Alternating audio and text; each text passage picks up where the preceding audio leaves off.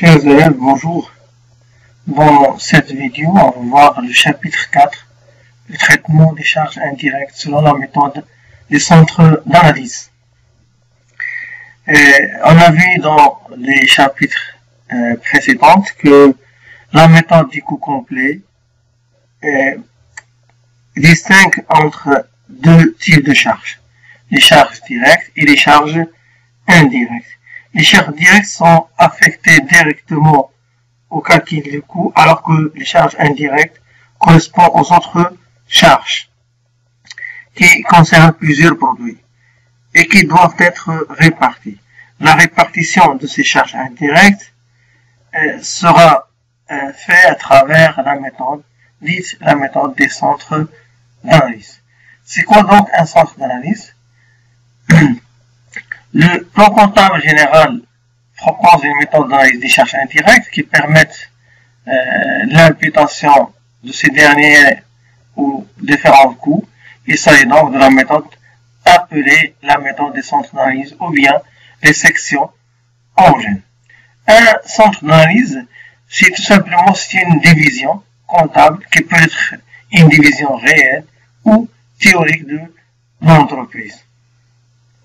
Elle regroupe quoi? Elle regroupe l'ensemble des charges indirectes ayant un comportement homogène, les mêmes, par rapport à une unité de mesure de l'activité des centres.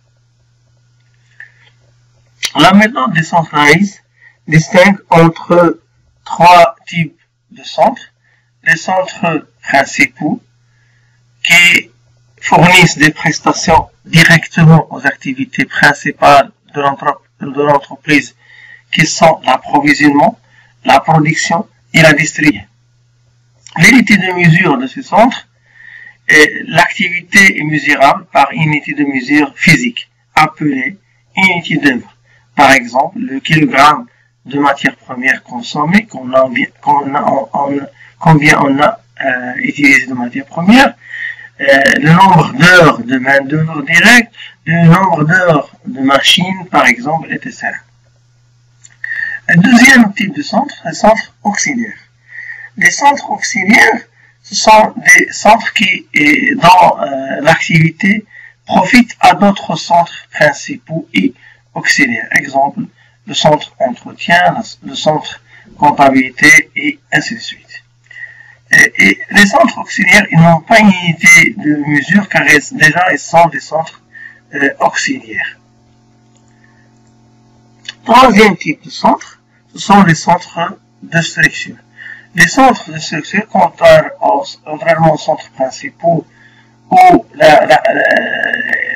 l'activité est directement liée aux différents centres, là, les centres de structure, ce sont des centres dont l'activité est commune à tous les centres. Exemple, le centre administration, le centre de direction générale, etc. Et l'unité de mesure, là, l'activité est mesurée par unité monétaire et non plus unité physique appelée taux de frais. Là, par exemple, le coût de production des produits vendus, par exemple. La réponse, ce sera une réponse monétaire. Le chiffre d'affaires, le volume de vente, qui est bien sûr exprimé en dirhams et non plus une unité physique comme celle des kilogrammes de matière première consommée ou le nombre d'heures de travail. La répartition des charges indirectes se fait à travers un tableau. Les charges indirectes devront être réparties puisqu'ils ne concernent pas une activité ou un produit unique. Pour les répartir, il fallait donc établir un tableau de répartition des charges indirectes. Le tableau de répartition des charges indirectes comprend deux étapes. La première étape, c'est la répartition primaire de ces charges indirectes et par la suite, on va faire une deuxième répartition appelée une répartition secondaire. Commençons par la répartition primaire. La répartition primaire consiste à répartir les charges indirectes entre les différents centres d'analyse, que ce soit les centres auxiliaires ou bien les centres principaux, suivant des clés de répartition qui sont souvent des pourcentages. On va prendre un exemple. La société XYZ utilise les clés de répartition des charges indirectes suivantes. Dans le tableau de répartition, là, on a en ligne les différentes charges à répartir, que la matière première, les charges de personnel, la dotation aux amortissements, et en colonne, on trouve les différents centres d'analyse. Là, on a un seul centre d'analyse auxiliaire qui est l'entretien, et on a trois centres principaux ou sections principales qui sont l'approvisionnement, la production et la distribution. Et on a pour chaque charge indirecte des clés de répartition. Et la somme de ces clés de répartition, ça doit donner donc 100% de ce montant.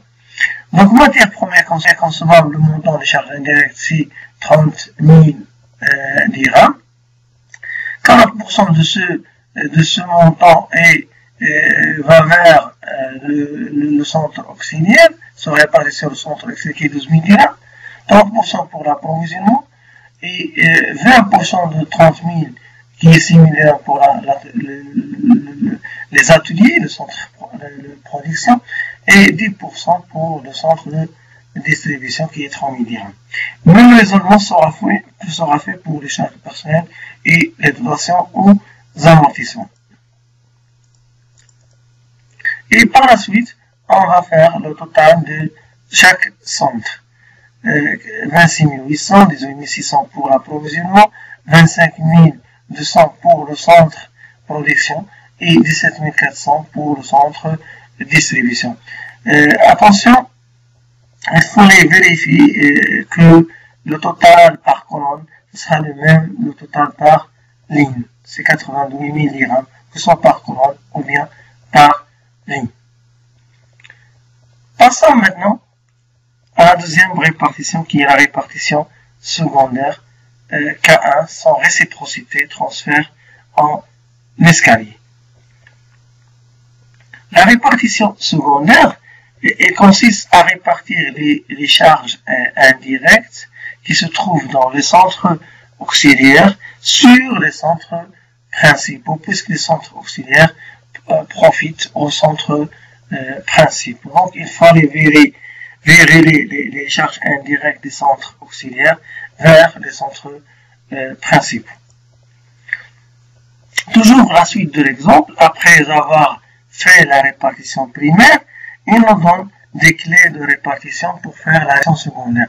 Puisqu'ici on a un seul centre auxiliaire, donc le transfert, ce sera un transfert sans réciprocité.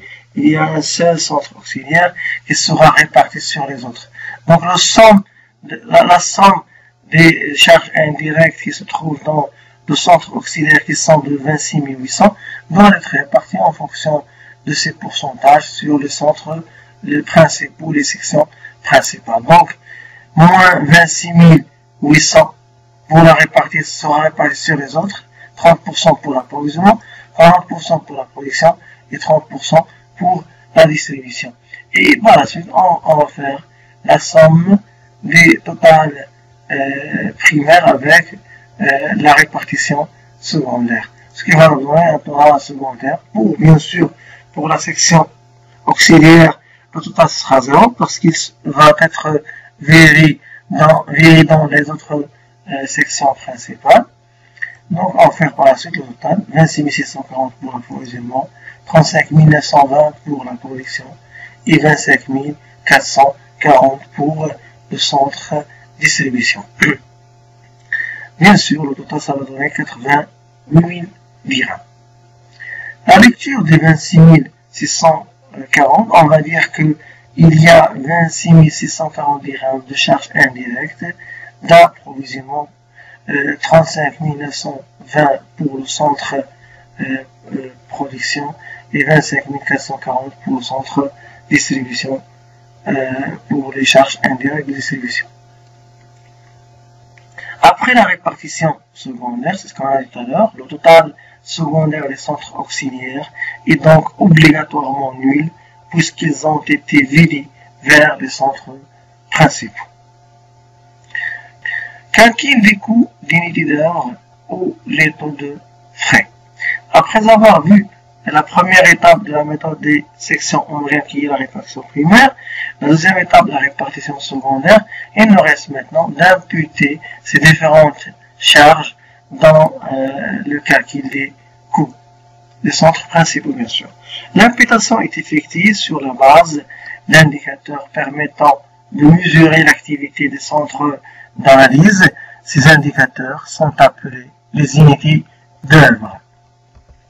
Pour chaque centre principal, on va déterminer le nombre d'unités d'œuvre qui permettent de mesurer l'activité des centres et par la suite, on va calculer le coût de chaque unité d'œuvre qui est calculé de la manière suivante. Si l'unité d'œuvre est physique, qui est la matière première par exemple, acheter ou consommer l'heure de main-d'œuvre, il faut calculer le coût de l'unité d'œuvre. Et le coût d'unité d'œuvre, c'est quoi? C'est le montant qu'on a trouvé après la répartition des charges indirectes dans chaque centre d'analyse principal, divisé par le nombre d'unités d'œuvre consommées par ce centre.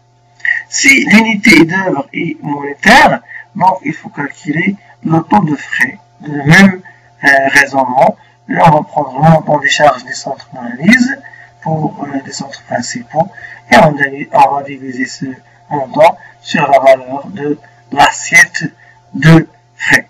On va voir par la suite une application. Déterminer le coût des unités d'œuvre, sachant que là on a des informations complémentaires concernant des achats de matières premières de la période qui se sont élevés à 2960 kg. Le total des heures de main-d'œuvre directe de production est de 1796 heures et le chiffre d'affaires de la période qui est de 848 000 dirhams. Là, vous voyez que là, on a les unités d'œuvre, les achats, la réponse et les achats, le total, etc.